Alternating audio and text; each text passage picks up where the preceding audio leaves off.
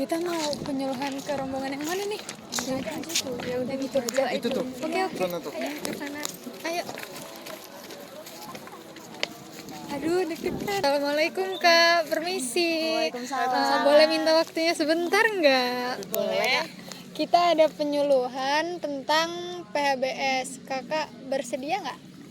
Bersedia. Oke. Ayo guys. Kak, perkenalkan ya, kami dari mahasiswa UIN jurusan PGMI ingin bersosialisasi tentang PHBS. Jadi PHBS ini kepanjangan dari perilaku hidup bersih dan sehat. Itu ada 5. Yang pertama itu ada melakukan aktivitas fisik setiap hari. Jadi aktivitas fisik itu kayak berupa olahraga atau aktivitas bekerja yang intinya dia tuh melibatkan gerakan tubuh kita dan mengeluarkan tenaga, mengeluarkan energi. Nah, kalau olahraga itu bisa dilakukan rutin. Kalau rutin itu setiap hari minimal 30 menit. Gunanya untuk yang pertama itu bisa untuk mengurangi stres. Terus yang kedua bisa menghilangkan penyakit dan mencegah penyakit dalam tubuh. Penyakit tidak menular seperti jantung koroner. Terus selain jantung koroner ada diabetes gitu. Terus kalau misalnya aktivitas bekerja itu bisa kayak berjalan santai atau membersihkan rumah. Karena kita tiap hari membersihkan rumah gitu kan. Itu kan menguras tenaga, kadang-kadang sampai berkeringat gitu, menyapu, mengepel itu termasuk juga. Itu Kak. Oh, aku kan tinggal di asrama nih. Tiap hari naik turun tangga, apa itu termasuk olahraga, Kak? Iya dong. Kakak tinggalnya di lantai berapa? Di lantai 4 nih. Wih, lantai 4 tambah jauh ya. Berarti itu tiap hari berarti kakak ini melakukan olahraga tiap hari. Sehat ini berarti. Ada riwayat diabetes nggak? Alhamdulillah enggak. Nah ini juga bisa mencegah diabetes. Jadi nggak boleh ngeluh ya kalau naik tangga terus tiap hari. Kalau senam tiap minggu itu termasuk olahraga enggak? Olahraga dong. Itu termasuk olahraga karena dia akan mengeluarkan energi, mengeluarkan tenaga. Dan jangan lupa ya kalau misalnya habis olahraga, habis aktivitas fisik itu kita harus kita kan habis mengeluarkan energi. Nah, kita harus memasukkan energi lagi ke dalam tubuh kita. Begitu ya, jangan lupa. Jadi tips PHBS yang kedua ini ada mengkonsumsi makanan sayur dan buah. Nah, jadi kita itu setiap hari itu harus makan sayur dan buah ya, karena sangat penting. Banyak banget manfaatnya sayur dan buah. Contohnya itu menambah imun, terus menambah imun, menjaga kesehatan badan, menjaga kesehatan kulit kita, sama menurunkan resiko penyakit kronis. Jadi nggak apa-apa buahnya itu kayak buah pisang, terus pepaya, terus sama pokoknya buah yang ada di sekitar kita nih yang kita sering ditemuin ya. Iya, yang gampang ditemuin. Kayak semangka itu kan murah tuh kan. Nah, apalagi pisang. Nah, terus kalau sayuran nih kayak kangkung, bayam, itu banyak banget manfaatnya. Kalian hari ini udah ini belum makan sayur belum? Belum sih. Belum. Nah, untuk hidup sehat ini harus makan sayur ya setiap hari. Mau nanya nih, Kak. Berapa banyak sih sayur dan buah yang harus kita konsumsi setiap hari? Jadi sayur dan buah yang harus kita konsumsi ini, kalau sayur kita harus setiap hari itu 400 gram. Nah kalau buah itu sekitar 3 buah kayak pisang nih, pisang 1. Nanti siang makan buah apel nih 1. Nah nanti malamnya mau buah apa nanti 1 gitu. Jadi setiap hari itu tuh makan sayurnya 400 gram. Terus kalau makan buahnya itu tuh 3 biji dan 3 macam buah. Oke. Jadi tips PHBS yang ketiga yaitu ketersediaan air yang bersih. Nah jadi kan di sini tempat tinggal kakak gimana? Airnya bersih atau kurang bersih ya? Jadi ada tips nih cara kita untuk menjaga kebersihan air. Yang pertama itu ada menggunakan air bersih yang sudah dimasak atau diolah secara higienis nih, buat mau itu buat minum atau buat mandi. Takutnya kan kalau airnya itu kurang bersih kan, takut kalau buat minum nih airnya kurang bersih, jadi takut sakit tenggorokan. Nah, terus kalau buat mandi itu kan takutnya ada di kulit masing-masing itu kan jadi gatal, jadi penyakit gitu kan ya. Terus yang kedua itu cara menjaganya tuh menjaga kebersihan sumur atau tempat penampungan airnya itu. Jadi ya dibersihin aja lah, jauh dari jangkauan kayak atau ada bangkai kan, ada kan ya pembersihan itu tiba-tiba ada bangkai bau gitu kan, jadi kan menghambat banget kan. Terus yang ketiga itu ada memiliki sistem sanitasi. Jadi sanitasi itu kayak suatu upaya mencegah beberapa faktor fisik, contohnya tuh kayak kesehatan badan, terus perkembangan fisik. Kayak sanitasi itu kayak cara-caranya gitulah. Nah, yang keempat ada menghindari pembuangan limbah. Banyak tuh kan ya, kayak orang tuh buang sampah, terus pabrik-pabrik yang mengolah gitu kan buang limbahnya itu kan kadang sembarangan gitu kan, jadi kan mengganggu masyarakat sekitar mendapatkan air bersih gitu. Terus bagaimana sih cara menjaga kebersihan air tersebut? Yang pertama itu kita kalau membuat sumber air tuh jaraknya tuh minimal 10 meter dari mana itu ya toilet kan ya, jadi biar gak terkontaminasi gitu kan. Terus yang kedua itu sumber mata airnya itu harus terlindungi dari pencemaran ya, kayak yang pertama tadi itu kan.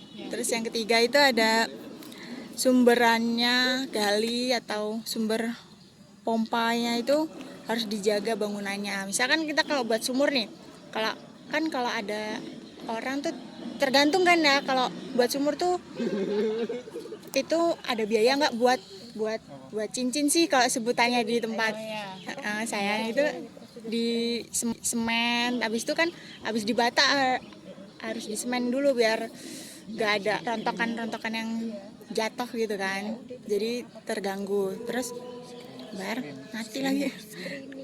Menjaga sumber air. Terus yang keempat tuh perlunya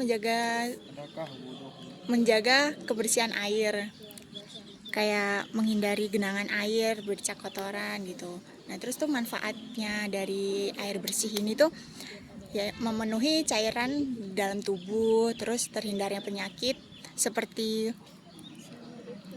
diare, kolera gitu.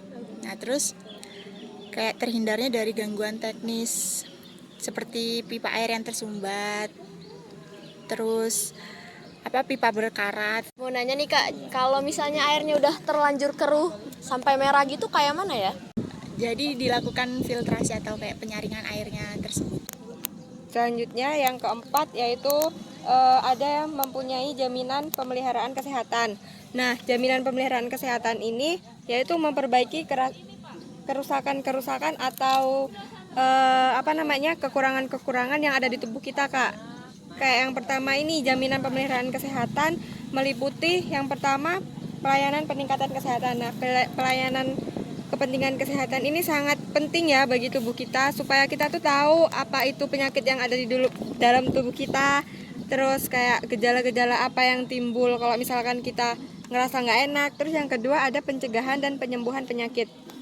Nah, yang kedua ini pencegahan dan penyembuhannya itu bisa jadi dari faktor lingkungan, kayak misalkan faktornya tuh apa. Terus kalau penyembuhannya itu misalkan dari diri kita sendiri, kayak menjaga kebersihan di lingkungan sekitar, kayak mengonsumsi makanan 4 sehat 5 sempurna, olahraga yang teratur. Terus terakhir itu ada pemulihan kesehatan. Pemulihan kesehatan ini sangat penting bagi tubuh kita, karena kalau misalkan kita kesehatannya kurang, positifnya kita aktivitas sehari-hari itu kan akan terganggu ya.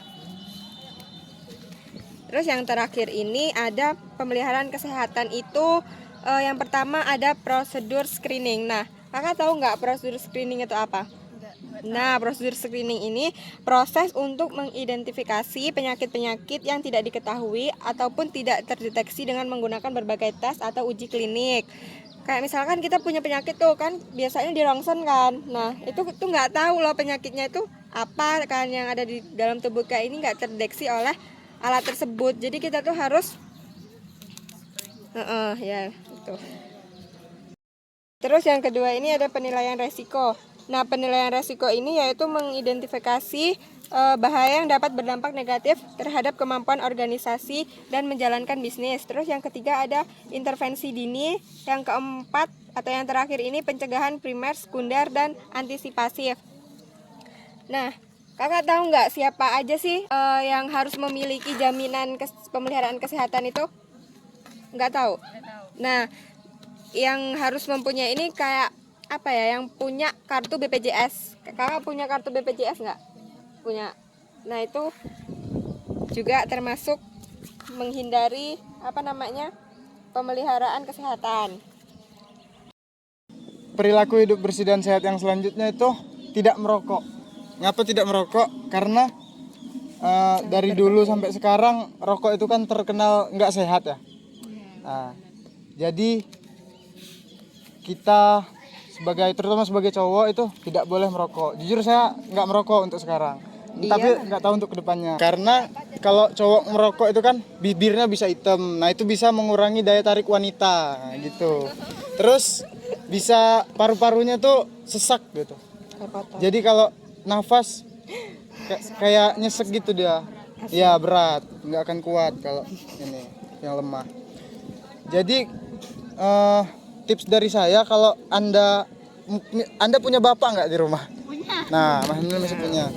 Nah, kalau bapak yang rokok di rumah, itu kalau bisa jangan deket-deket sama adik kalian atau kalian lah. Soalnya perokok pasif itu lebih tidak sehat daripada yang perokok aktif.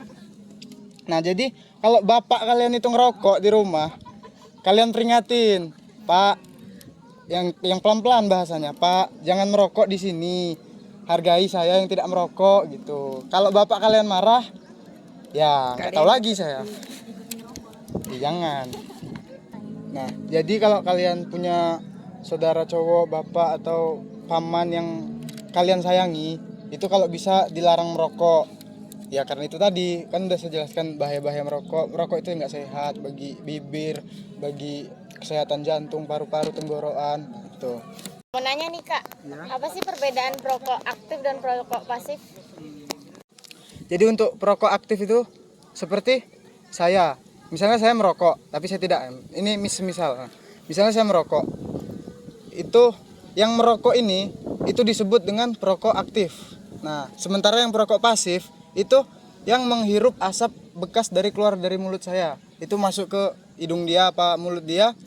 Nah, itu disebut perokok pasif. Jadi secara tidak langsung dia itu menghirup kuman atau bakteri yang keluar dari mulut saya melalui asap itu. Nah, jadi kalau misalnya saudara kalian merokok jangan dekat-dekat. Ngerti? Nah, jadi itu tadi PHBS mengenai tidak merokok. Terima kasih dari saya. Nah, itu tadi penjelasan PHBS dari kami. Nah, semoga bisa kalian terapkan di rumah ataupun kehidupan kalian di asrama, dan jangan lupa disuluhkan ke yang lain-lain juga biar menjadi amal jariah untuk kalian. Terima kasih atas waktunya telah mendengarkan penyuluhan dari kami. Jika ada salah kata ataupun menyinggung dari hati kalian, kami mohon maaf. Ampun. Kami akhiri. Assalamualaikum warahmatullahi wabarakatuh.